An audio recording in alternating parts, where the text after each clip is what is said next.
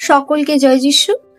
প্রিয় ভাই ও বোনেরা, আজকে দিনে আপনারা যদি কোনো বন্ধনের মধ্যে থাকেন, তাহলে ঈশ্বরের বাক্য আজকে দিনে আপনাদেরকে এইরূপ বলছে।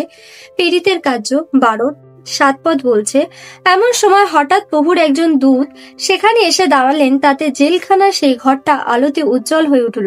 স্বর্গদূত পিতরের গায়ে জোরে ঠেলা দিয়ে তাকে জাগিয়ে বললেন, তাড়াতাড়ি ওঠো। এতে পিতর 2 হাত থেকে শেকল খুলে পড়ে গেল। আজকের দিনে প্রভুর এই বাক্য দ্বারা আমাদেরকে প্রভু এটাই বলতে চায়, আমরা যদি সেই গরিবের মধ্যে, সেই দুঃখের মধ্যে, সেই সমস্যার মধ্যে, সেই ব্যর্থতার মধ্যে আমাদের জীবনে যদি আমরা বন্দী হয়ে থাকি, প্রভু আজকে দিনে বলছে যে খ্রিস্টের আলো আমাদের উপরে পড়ছে, আর আমাদের সমস্ত বন্দী দশা থেকে প্রভু আমাদেরকে মুক্তি করতে চাইছেন।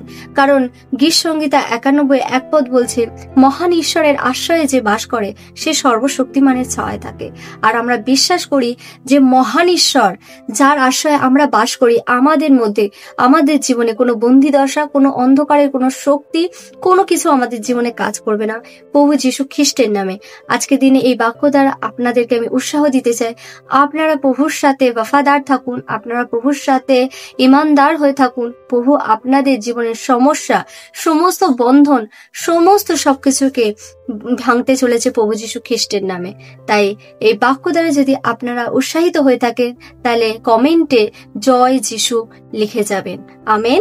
সকলকে জয় যিশু।